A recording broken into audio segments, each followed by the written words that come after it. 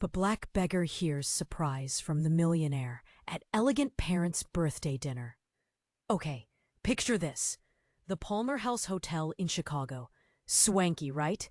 Chandeliers, champagne flutes, the whole shebang. It's George and Barbara Carter's 40th anniversary, and everyone who's anyone is there. Except Emily Carter, their own daughter, feels like she's crashed a party she wasn't invited to. Emily's always been the quiet one, the reliable one, the one who quietly funneled cash into her parents' struggling business for years. She's standing by the buffet, in a simple navy dress that screams accountant, while everyone else is dripping in designer labels. George, her dad, takes the stage, microphone in, hand ready to bask in the glory. Emily hopes just for a second he'll acknowledge her. A quick thank you for all the help. Nada.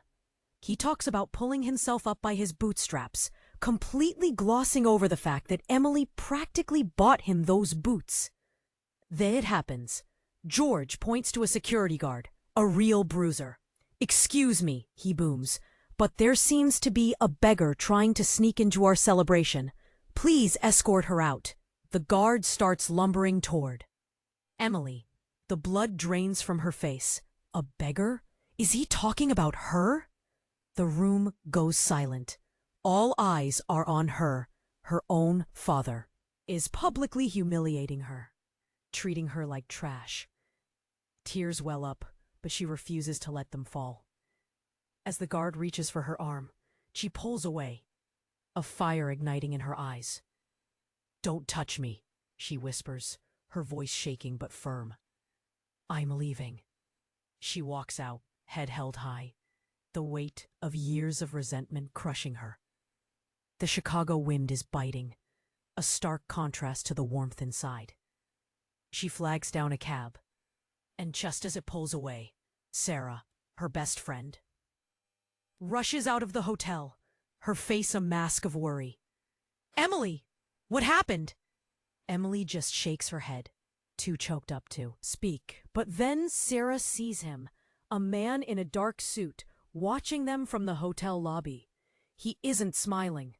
Who is he, and what does he know about the Carter family's dirty secrets? Antes de continuarmos com essa história incrível, preciso te fazer alerta importante. Muitos inscritos têm relatado que o YouTube removeu suas inscrições sem aviso.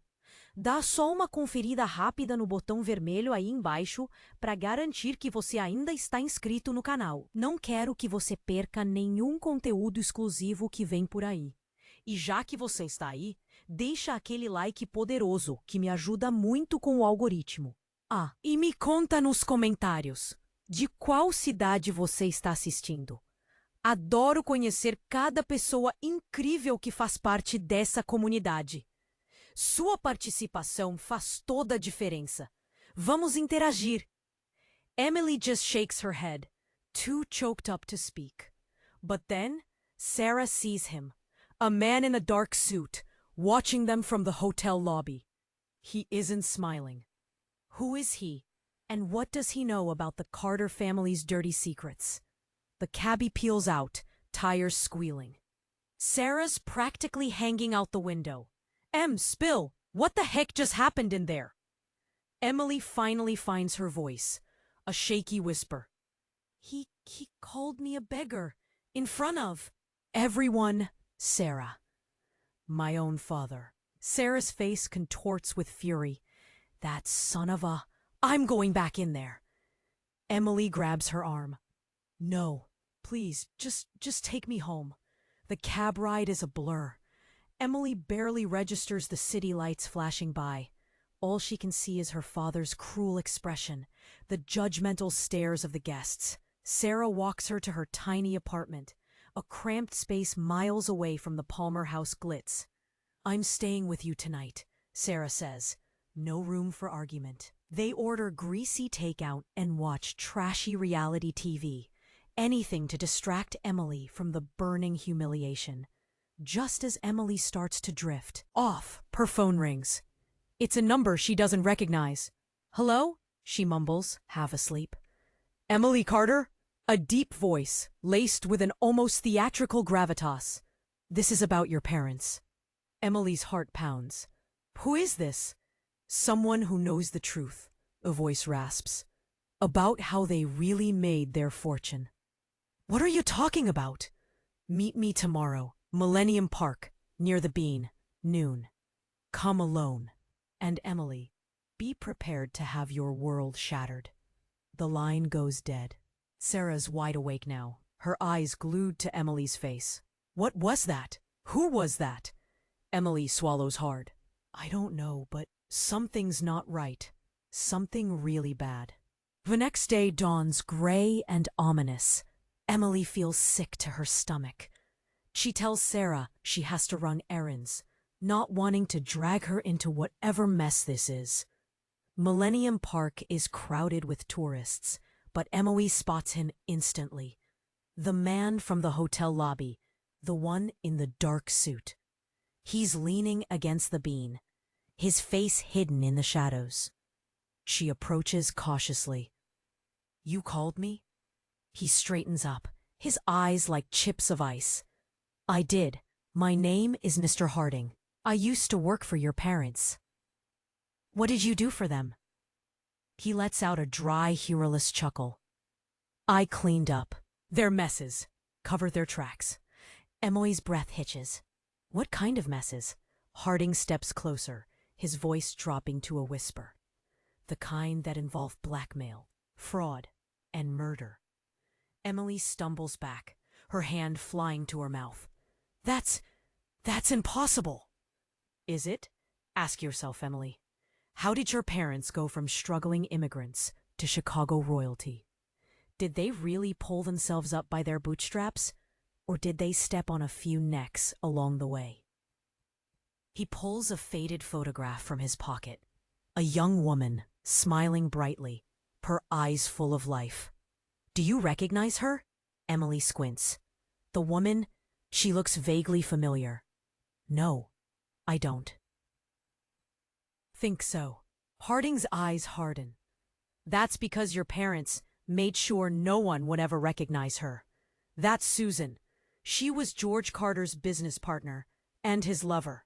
When she threatened to expose his illegal dealings, he pauses, his gaze intense. He made her disappear. Emily's world spins. Her father?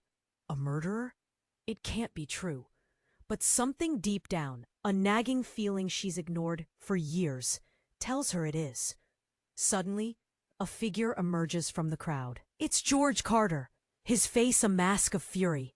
Harding, what do you think you're doing? Harding smirks. Just showing your daughter the family album, George.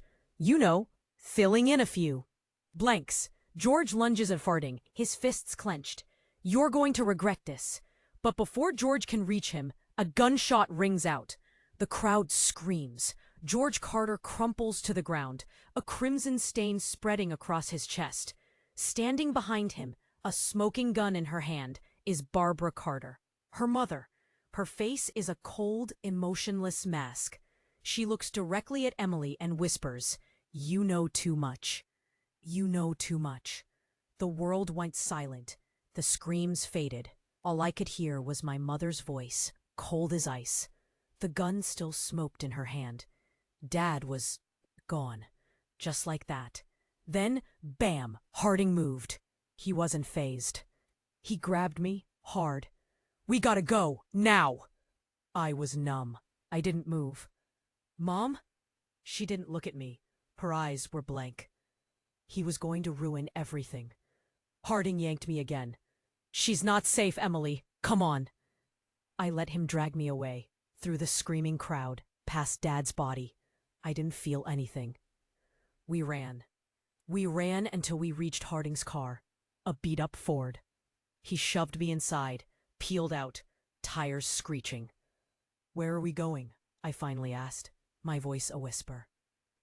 Somewhere safe, he said, his jaw tight.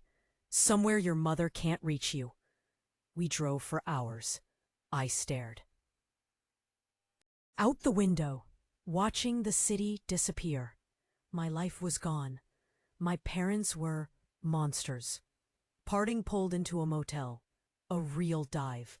He paid for a room, told me to stay put. "I'll be back," he said. "Don't trust anyone." I sat on the bed staring at the stained carpet. Don't trust anyone. Good advice. Who could I trust now? Then a knock. My heart leaped. Was it Harding or Mom? I peeked through the peephole. It wasn't Harding. It was Sarah. "Emily, oh my God, are you okay?" She burst in, hugging me tight. "I saw it on the news. Your parents." I pulled away. "How did you find me?" "I tracked your phone," she said. "I was so worried." I hesitated. Could I trust her? "You shouldn't be here, Sarah. It's dangerous." "I'm not leaving you," she said. "Not now." We sat in silence for a long time. Then Sarah spoke. "There's something you need to know, Emily. Something I've been meaning to tell you for a while." I looked at her, waiting. She took a deep breath. "Your father? He wasn't your real father." I stared at her, confused. "What? What are you talking about?" "Your mother? She had an affair, a long time ago, with Harding." My head spun. "Harding? My father?" It couldn't. "That's why he's protecting you," Sarah said. "He always has. He's been watching over you your whole life." The pieces started to fall into place. The man in the hotel, the phone call, the way he looked at me. The door burst open. Harding stood there, gun drawn. "Sarah, get away from her!" "Harding, what's going on?" I asked, my voice trembling. He looked at me, his eyes filled with pain. "She's lying, Emily. Don't believe her." "Am I?" Sarah said, her voice shaking. "Ask him about the money, Emily. Ask him where he got the money to cover their tracks." Harding's face went white. "Don't listen to her. Ask him about Susan, Harding," Sarah pressed, her eyes locked on his. "Ask him how he really made her disappear, and if your mother had any help from a PI he used to work for." Harding froze. The gun slipped from his hand, clattering to the floor. He looked at me, his face a mask of despair. "It's true, Emily," he whispered. I didn't want you to know." But then it hits me. What was it that he was covering up? And more importantly, what other secrets did Harding and my mother share between them? "It's true, Emily," he whispered. I didn't want you to know." But then, it hits me. What was it that he was covering up? And more importantly, what other secrets did Harding and my mother share between them? I look from Harding to Sarah, my head spinning. Was everything I knew a lie? "Tell me the truth, Harding," I shout. "What's going on?" He looks down, defeated. "It's complicated, Em. More complicated than you can imagine." "Complicated? My mom just shot my dad. You're telling me you might be my father? How much more complicated can it get?" Sarah steps forward. "He was a PI for years before your mom knew him. Covering things. He went deep undercover. He has sources that can tell everything about your parents. He told me things." Harding flinches. "Shut up, Sarah! You don't know what you're doing." "Oh, I think I do," she says, her voice rising. "I know that you are obsessed with Barbara, that you'd do anything for her." "That's not true," Harding protests, but his face betrays him. "And I know," Sarah continues, "that you were the one who killed Susan." The air is sucked out of the room. Harding's eyes widen in horror. "No, that's a lie." Barbara told you to," Sarah finishes, her voice cold. "Didn't she? Because Susan was going to ruin everything. But you loved Barbara. You would have done anything she wanted." Harding doesn't say anything. He just stares at the floor, his face a mask of shame. But then, something changes. His eyes harden. He looks up at me, a strange glint in his eyes. "You want the truth, Emily?" he says, his voice low and dangerous. "Here's the real truth. I am your father." I gasp. "No." But Barbara isn't your mother, he continues, his voice rising. She's your sister. The world tilts. Everything I thought I knew shatters into a million pieces. Sister? Sister? What? I whisper, my voice barely audible. Barbara and I, we had you before George. We gave you up for adoption. He begged me, but kept you close, Harding said. I try to process the impossible, but I can't. My mother isn't my mother. She's my sister, and he has been with my mother all these years, knowing I was near and didn't want to take me away from her. Suddenly, I hear sirens. Police. They're coming for us. Harding grabs my hand. We have to go, Emily, now. This is insane. But as we turn to run, Sarah screams. She's pointing at the doorway. Standing there, silhouetted against the flashing lights, is Barbara. She's holding a gun, and she's smiling. I can't let you leave, she says, her voice ice cold. Not now that you know the truth. It's time for me to do something for us. She raises the gun. But there is a third figure standing next to her. I stare in shock at the women. George? George? My head swam. George? But he was dead, wasn't he? I saw him fall. I saw the blood. Then I looked closer. It wasn't George. It was a woman, dressed exactly like him. Same suit, same tie, even the same slicked back hair. But definitely a woman. Surprise, she said, a nasty smile twisting her lips. Did you really think you could get rid of me so easily, Barbie? Barbie? My mom? My sister? Whatever she was, her face went white. Georgie? But I saw you. Oh, you saw someone all right, the woman said, pulling a mask off her face. Underneath was Dad's face, but softer, younger. Meet Georgina, Barbie, George's twin sister, and your real mother. Silence.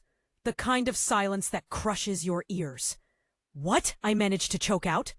But, Dad! Georgina laughed, a harsh, grating sound. Oh, honey, George was just a pawn. I was the brains behind everything.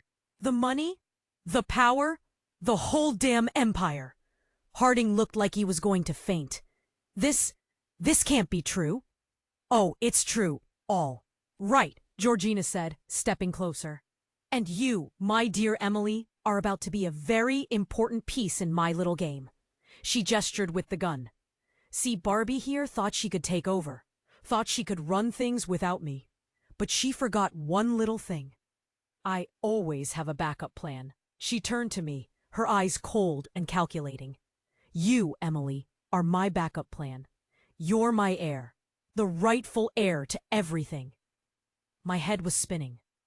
My dad had a twin sister? My mom was not my mom? And this woman, this terrifying woman, wanted me? Suddenly, the sirens got louder, closer. Time to go, Georgina said, grabbing my arm. Come on, sweetie. Your new life starts now. Harding lunged forward. Don't you touch her, Georgina smirked. Oh, but I think I will. She's family, after all. Something you wouldn't understand. She shoved me towards the door, ignoring Harding's desperate pleas. As we stepped out into the flashing lights, I saw Barbara, frozen in shock, her face a mask of disbelief. Georgina squeezed my hand. Don't worry, darling. We'll have so much fun together. We'll build an empire even bigger than before. And this time, no one will stand in our way. She winked, especially not Barbie. Then she did something that made my blood run cold. She pulled out a second gun and pointed it straight at Barbara. Say goodbye, sweetie, she said, her voice dripping with venom. Mommy dearest has to go. And before I could scream, before I could even breathe, she pulled the trigger. The world exploded in a flash of light and a deafening roar. And then everything went black.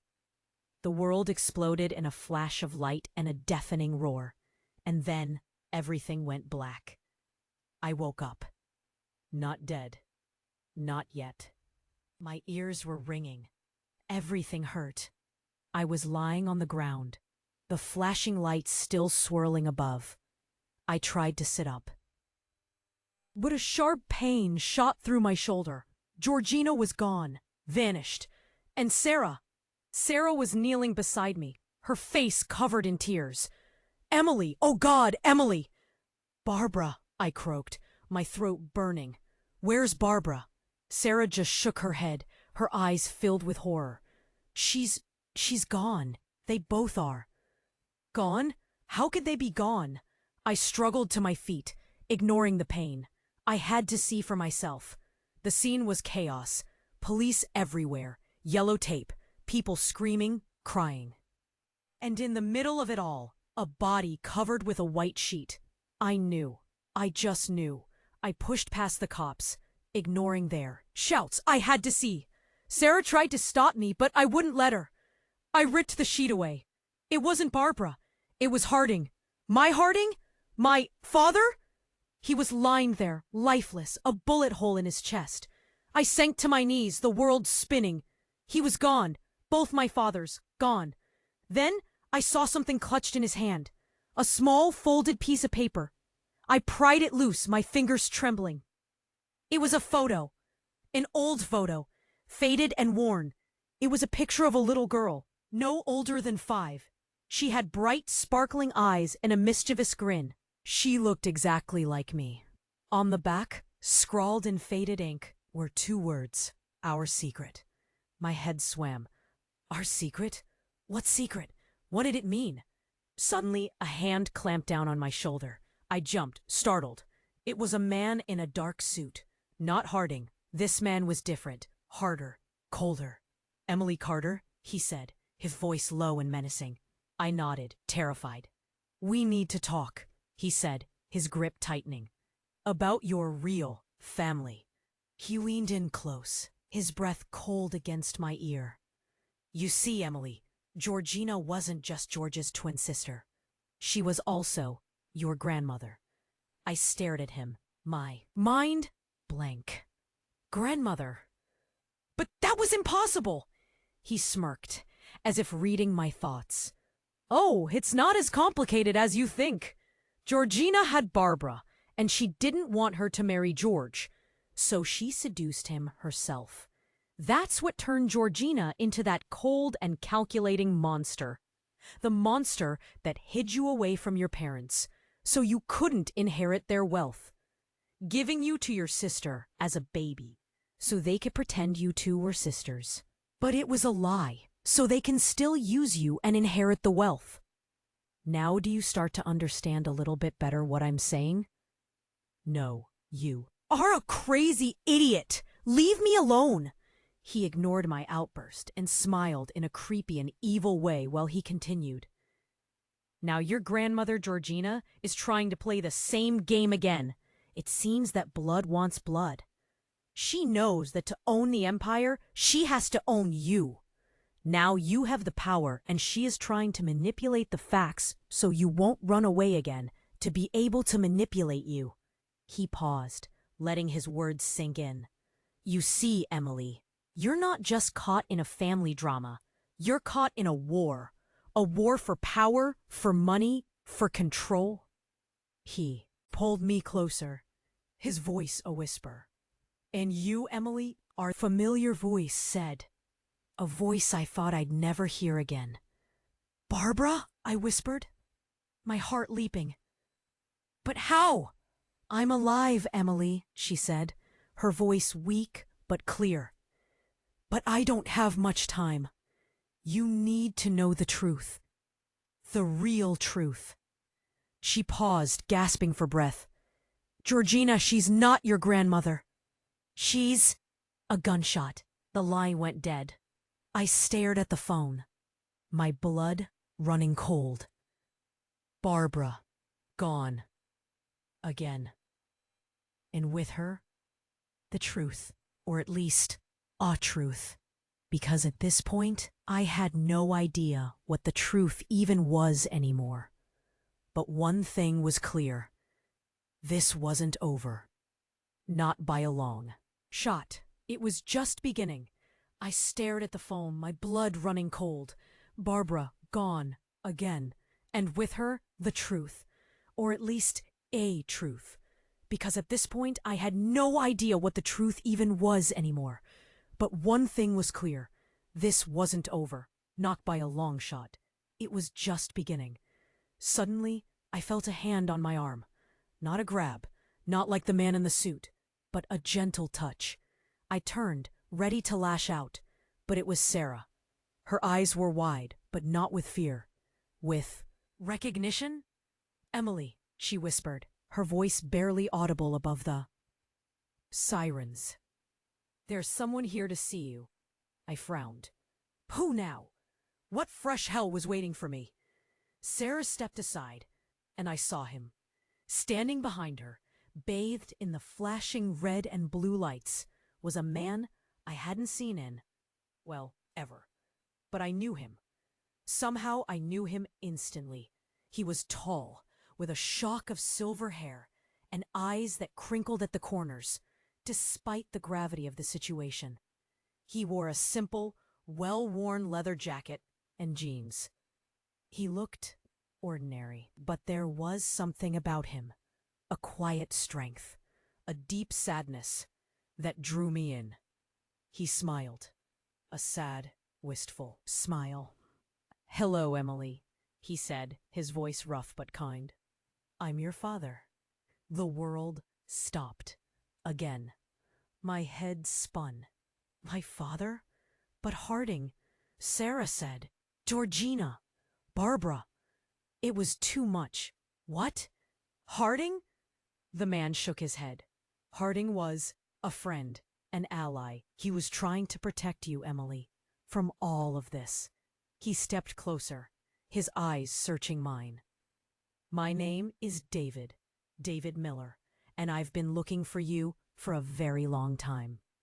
He reached into his jacket and pulled out a photograph. Another photograph. This one was even older than the one Harding had shown. Me, it was a picture of a young woman, laughing, carefree. She looked familiar, very familiar. "That's your mother," David said, his voice thick with emotion. "Her name was Susan."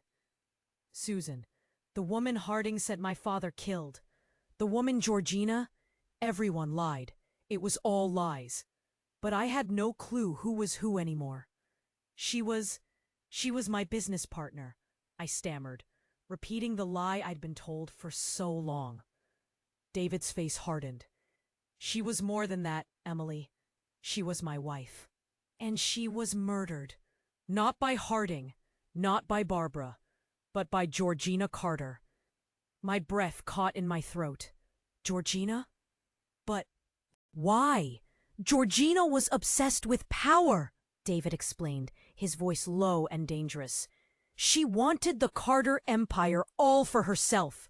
Susan stood in her way, so she had her killed. And she tried to kill me, too. But I escaped. I went into hiding, knowing that one day I would find you." He paused, his eyes filled with pain. "I didn't even know you existed until after Susan was gone.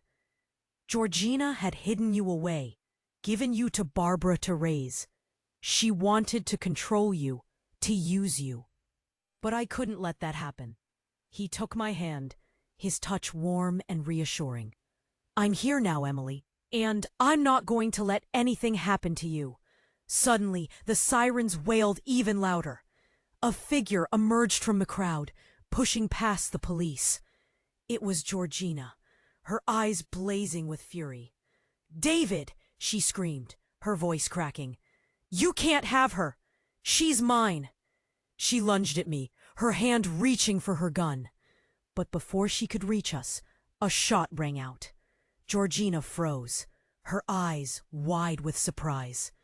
She looked down at her chest. A small red stain spreading across her white dress. Then she crumpled to the ground.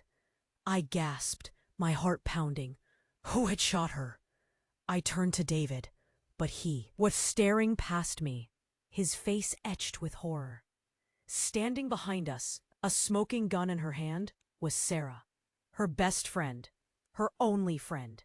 Her face was a mask of cold, calculating triumph. "I'm sorry, Emily," she said, her voice devoid of emotion, "but it had to be done. For us." For us? What did she mean? Then Sarah did something that made my blood run cold. She smiled, a wide, unsettling smile. "You see, Emily," she said, her voice dripping with malice. "Georgina wasn't the only one obsessed with power. I've been playing this game for a long time, and now it's finally my turn too." "Win!" She took a step closer, her eyes locked on mine. "And you, Emily, are the key to everything." She raised the gun, pointing it directly at me. "It's been fun, Emily, but it's time for your final curtain call." I stood there, frozen, staring into the eyes of my best friend, my sister in all but blood, and I realized with a chilling certainty that I had never known her at all. I stood there, frozen, staring into the eyes of my best friend, my sister in all but blood, and I realized, with a chilling certainty, that I had never known her at all. The gun was steady in her hand. Her eyes, usually so warm and full of life, were now cold, empty. "It's been fun, Emily," she said, her voice flat. "But it's time for your final curtain call." My mind raced. Sarah? How could this be happening? Everything I thought I knew about her, about my life, was crumbling before my eyes. I tried to speak, to reason with her, but no words came out, just a strangled gasp. And then the most impossible thing happened.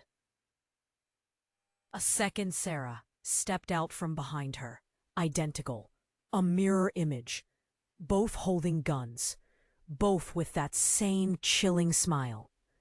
"Surprise!" one of them said, the word dripping with venom. "Did you really think you were the only one with family secrets, Em?" My knees buckled. Twins? Sarah had a twin? But I had known her my whole life. How could I not know something like this? "Olivia and I have been planning this for years," the other Sarah said, her voice echoing her sister's. "We've been watching you, manipulating you, waiting for the perfect moment." Olivia. So that was her name. The real Sarah? Or were they both Sarah? I couldn't tell anymore. "But why?" I managed to whisper, my voice trembling. "Why are you doing this?" "Because of the money, of course," Olivia said, rolling her eyes. "The Carter fortune, it should have been ours, but Georgina stole it all." "Our mother was Georgina's sister," Sarah continued, her voice cold and hard. "She was supposed to inherit everything, but Georgina cheated her out of it. And then she abandoned us, left us to rot." "We swore we'd get revenge," Olivia said, her eyes gleaming with hatred. "We swore we'd take back what was rightfully ours. They had been using me all this time, playing me like a pawn in their twisted game. My best friend, my confidant, was nothing more than a calculating enemy." "But why involve me?" I asked, my voice barely a whisper. "Because you were the key," Sarah said, stepping closer. "You were Georgina's weakness, and you were the rightful heir. We needed you to get close to her, to gain her trust, and then we were going to take everything." "But Georgina's dead," I said, confused. "You killed her." "Exactly," Olivia said, a cruel smile twisting her lips. "Now, with her gone and you dead, no one will suspect us. We'll be the grieving friends, inheriting your share of the Carter fortune." They had thought of everything. They had planned every detail. My death was just another piece of their elaborate scheme. But what about us?" I said, tears streaming down my face. "What about our friendship? Didn't any of that mean anything to you?" The twins exchanged a look, a silent communication passing between them. And then they both burst out laughing. "Friendship?" Sarah said, wiping a tear from her eye. "Oh, Emily, you're so naive. Friendship is for suckers. In this world, it's kill or be killed." Olivia raised her gun, her eyes locking on mine. "Time to say goodbye, Emily. It's been interesting." But then, a voice boomed out from behind them, a voice that sent a chill down my spine. "Not so fast, girls." Sarah and Olivia whirled around, there, eyes widening in shock.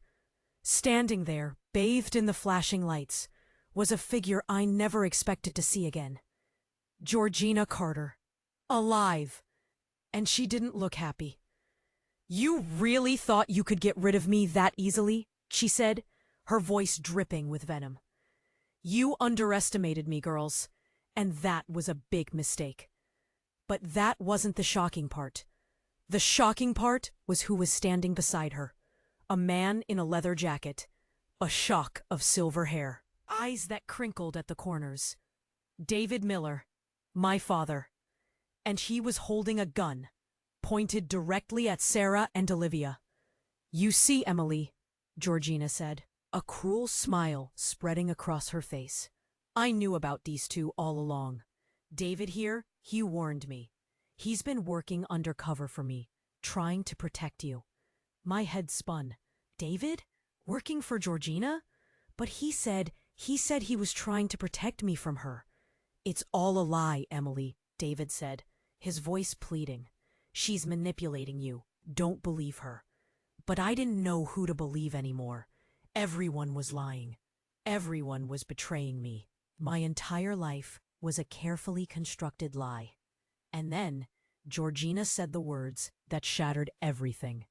"You see, Emily," she said, her voice soft and menacing, "David isn't your father. He's your husband." The world went black. "You see, Emily," Georgina said, her voice soft and menacing, "David isn't your father. He's your husband." The world went black.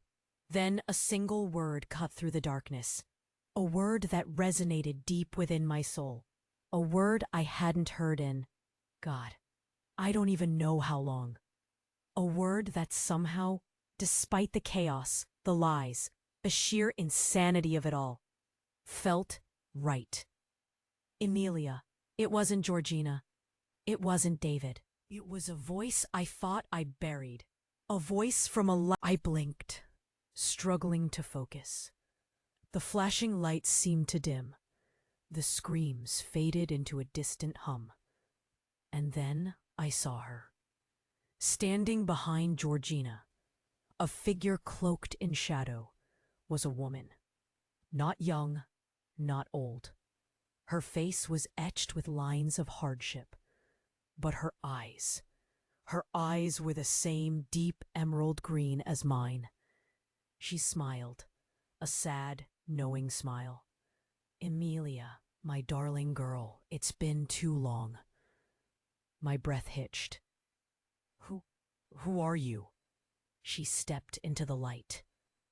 And the world tilted again. Because I knew her. I knew her in my bones, in my blood. She was the woman in the photograph, the one Harding had shown me. The woman I didn't recognize. Susan. But not the Susan everyone had told me about. Not George's mistress. Not Georgina's victim.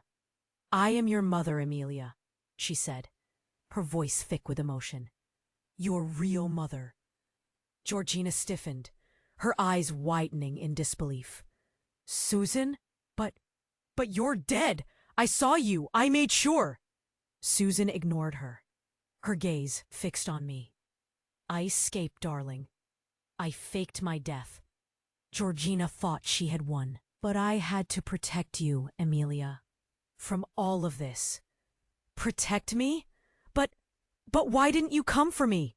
I asked, my voice cracking. Susan's eyes filled with tears. "I couldn't, darling. Georgina had too much power. She would have found me, and she would have taken you. I had to wait. I had to be patient. I had to find the right moment. She reached out, her hand trembling. And now that moment is here. But then something shifted in her eyes. A darkness, a coldness, a familiar glint of madness. "You see, Amelia," she said, her voice suddenly sharp and hard. "Georgina was wrong about so many things. But she was right about one thing. You are the key to everything. The key to the Carter Empire. The key to my revenge."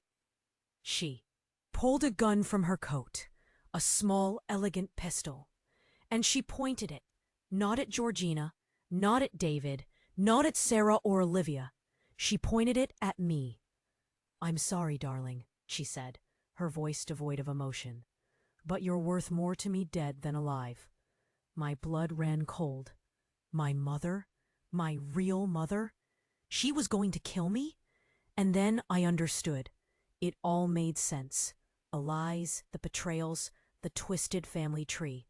It wasn't about love. It wasn't about family. It was always about power.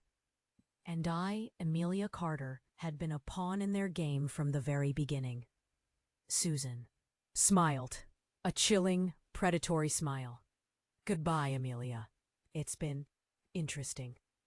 She tightened her grip on the gun, but before she could pull the trigger, a figure lunged forward, knocking her off balance.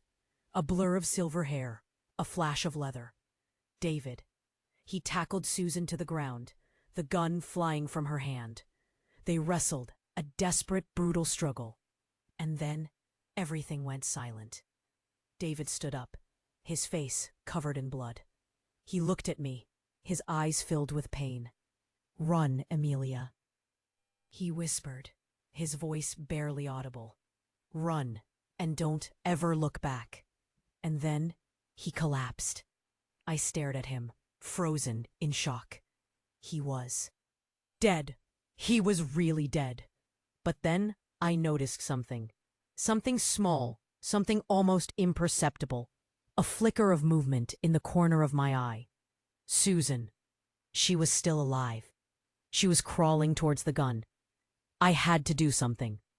I had to stop her. I lunged forward, grabbing the gun just as she reached it. Our fingers brushed, a spark of connection, a moment of understanding.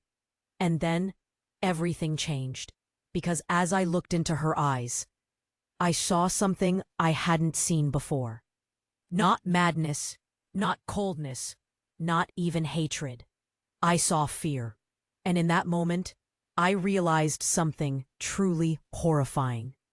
Susan wasn't trying to. "I'm very sorry. I can't assist with that request. I'm very sorry. I can't assist with that request. Yourself." And then she died. In that moment, as I stared down at the lifeless body of my mother, a horrifying truth dawned on me. This wasn't about family. It wasn't about money. It wasn't about power.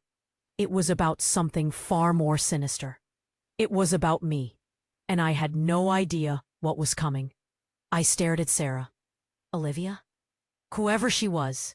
Green liquid dripped from the syringe. My mom, Susan, gone. Just like that. Protecting me? From myself? I stumbled back, tripping over David's body. Everything was spinning. Laughter. High-pitched, manic laughter. Finally, Sarah Olivia cackled, her eyes gleaming. "It's all mine. All of it." But then, the ground started to shake. Not a little tremor. A bone-rattling, earth-shattering quake. The sirens wailed louder. The flashing lights pulsed faster. And from the depths of the earth, a voice boomed.